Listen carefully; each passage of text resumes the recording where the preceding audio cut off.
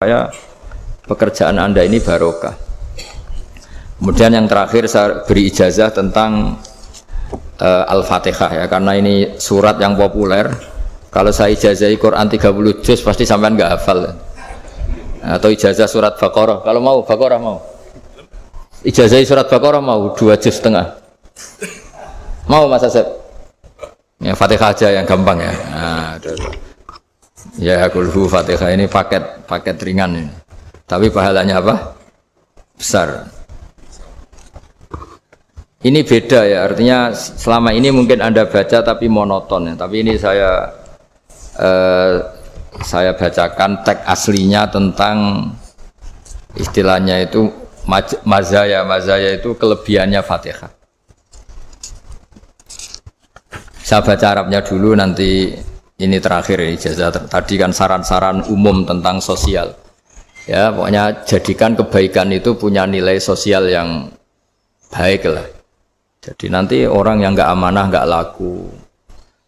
Ya, calon bupati, gubernur, presiden yang nggak amanah juga nggak laku. Begitu juga kiai yang tidak amanah juga nggak laku.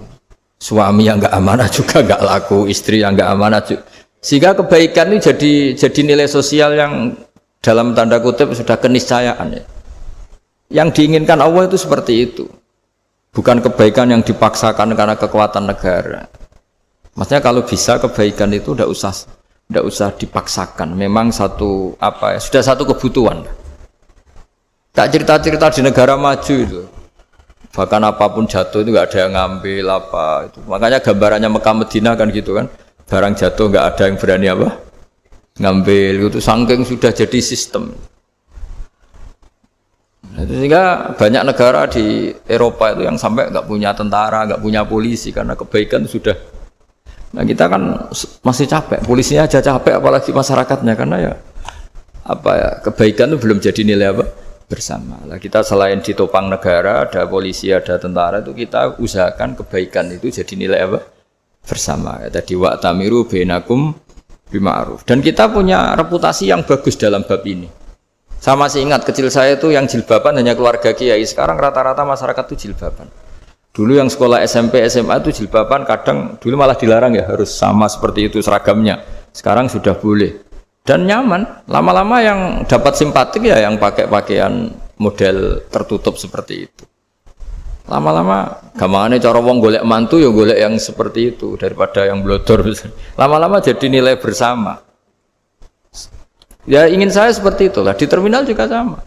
Orang mau makan cari warung yang kelihatan ada ayat kursinya, pakai jilbab, atau paling enggak dia enggak mungkin lah nyuguhkan yang tiren atau yang haram. Akan ada garansi sosial. Ada apa? Ada garansi apa? Sosial. Dengan penampilan yang soleh itu kan, masa iya nyuguhkan oplosan babi gitu misalnya itu. Jadi nilai sosial itu harus benar-benar jadi nilai, sehingga negara biar gak capek-capek. Polisi juga gak capek kan, karena tugasnya corong Jawa mau ngawat-ngawati tok, tapi sudah tidak perlu tegang karena kebaikan sudah jadi nilai bersama.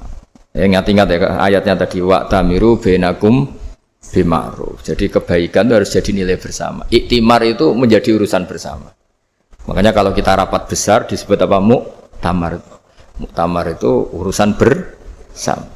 Ya tadi imamnya sholat juga menopang Gojek karena enggak lama-lama nopang Grab, nopang Kernet, nopang penjaga Indomaret, penjaga bensin, pom bensin. Lah dia hanya punya waktu 5 menit terus imamnya baca Baqarah kan.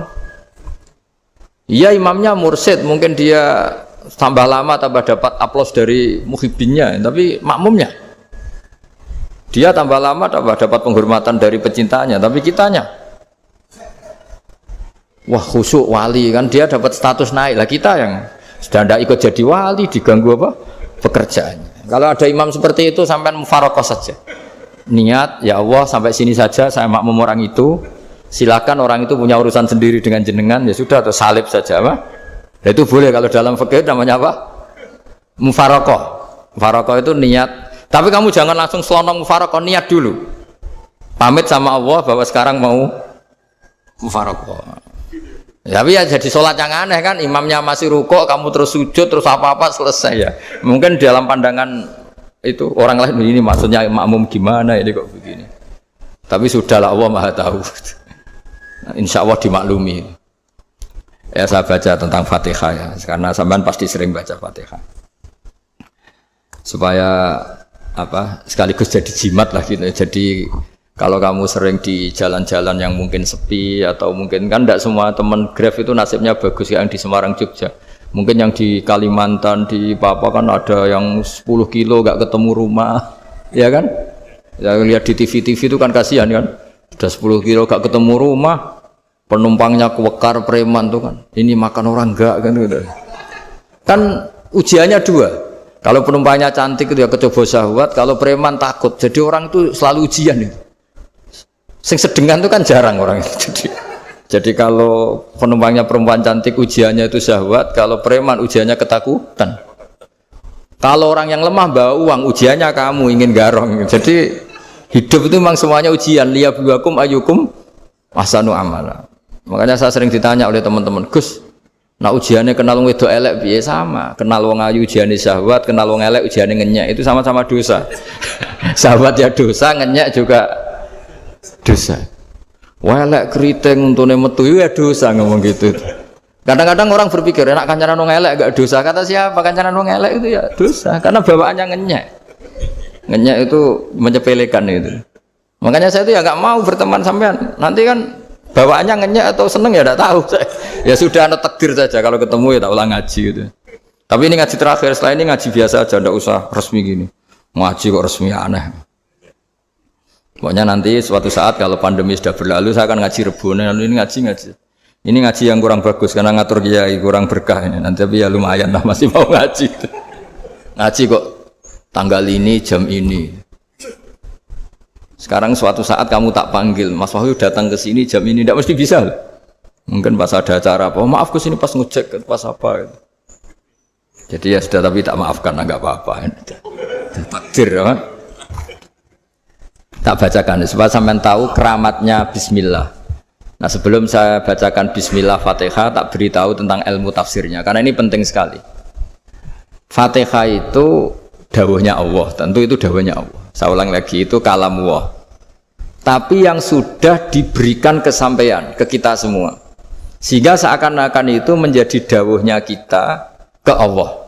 Jangan salah loh ya. Fatihah itu dawuh Allah tapi sudah diberikan ke kita. Sehingga posisi kita itu yang punya itu. Nah, kenapa ini perlu dijelaskan? Karena nanti ada kalimat iyyaka na'budu wa iyyaka nasta'in. Kalau itu masih kalam Allah, berarti Allah ngomong ke kamu, ngendikan ke kamu, kepadamu aku menyembah. Masa Allah menyembah kamu? Nah, sehingga ilmu tafsir itu menyelesaikan itu dulu ya. Saya ulang lagi ya, sebelum sampean sering baca Fatihah, aku yakin ya sering baca. Tapi barokahnya tidak paham itu tidak pernah janggal.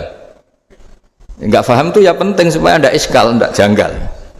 Sebetulnya di kalimat itu ada yang janggal. Kalau Fatihah itu kalimatnya Allah atau kalam Allah, bagaimana dengan kata-kata iyyaka na'budu? Masa Allah ngendikan ke kita, kepadamu kami menyembah. Masa Allah menyembah kita? Maka penyelesaiannya secara ilmu tafsir gimana? Semua ulama mengatakan, bukan satu dua, semuanya mengatakan di Fatihah itu semuanya diberi kawalan kalimat. Saya ulang lagi ya, di Fatihah itu semuanya diberi awalan kalimat qulu, katakan wahai hambaku begini. Ya, katakan wahai hambaku begini. Nah, begini ini pelajaran dari Allah yang sudah diberikan ke kita. Terus kita mengatakan bismillahirrahmanirrahim, alhamdulillahirabbil, termasuk kita mengatakan iyyaka na'budu wa iyyaka nasta'in. Jangan bayangkan Allah ngendikan ke kita. Kalau Allah ngendikan kita berarti gini, hei wahyu ihdinas siratal mustaqim, tunjukkan saya jalan yang benar. Nah nanti kamu terus, ya Allah Anda aja minta tolong saya minta tolong siapa kan, jadi panjang kan. Ya saya ulang lagi ya, jadi itu di ulumul Quran diterangkan gimana sebelum baca Fatihah ya. Fatihah itu kalamullah, ngendikane Allah, tapi yang sudah diajarkan ke kita dan sudah milik kita, sehingga kalimat itu menjadi milik kita. Tapi ya kalamullah, tetap kalamullah, tapi sudah menjadi milik kita. Udah paham ya? Ya pinter nah. Ya, karena kalau tanpa penjelasan seperti ini Anda akan iskal. Bagaimana Allah iskal itu janggal, bagaimana Allah mengatakan iya karena butuh. Kan jadi aneh ya? Ya, jadi tak jelaskan secara ilmiah ya. Jadi kata ulama-ulama tafsir, ayat-ayat Quran seperti ini sebetulnya dimulai dari qulu apa? Meskipun enggak dilafatkan. Itu kan sama dengan qul huwallahu ahad Muhammad. Katakan kalau Tuhan itu satu. Ya namanya Quran itu kan kalam Allah membina nabinya, membina umatnya. Makanya dikatakan atau enggak, di sini tersembunyi kata qulu, katakan. Ya. Jadi ya ibarat apa itu? Kamu ngajari anak kamu lah. Le, panggil jenengan bapak kula. Itu maksudnya anak itu, kalimat itu kalimat kamu, tapi kamu ajarkan ke anak kamu. Terus anak kamu bilang, Pak jenengan bapak kulo. Nah, ketika kamu mengatakan jenengan, bukan kamu mengatakan jenengan anakku, berarti anakmu itu bapakmu, kan lucu kan? Anak kamu ajari jenengan bapak kulo, kamu engkau bapak saya. Terus anak kamu mengulang jenengan atau kamu bapak saya. Berarti itu kalimat yang kamu ajarkan, tapi sekarang sudah milik anak kamu. Kalau itu kalimat kamu kan lucu, masa anak kamu bilang bapak. Nah itu seperti itu. Jadi ulama memberi solusi atau jawaban iya karena abudu. Iya itu sebelumnya ada kata-kata qulu, katakan wahai hambaku, hubungan kamu dengan saya adalah katakan iya karena abudu wa iya karena nasta'in. Terus hubungan kamu dengan saya katakan juga dalam doamu ihdinas siratal mustaqim. Jelas ya, jadi itu kalam Allah yang sudah milik kita karena diajarkan Allah untuk kita. Dong ya? Ya dong, gak jelas gak. Tapi bagus gak jelas itu bagus. Kalau kamu jelas gak jadi dikrep, jadi gubernur.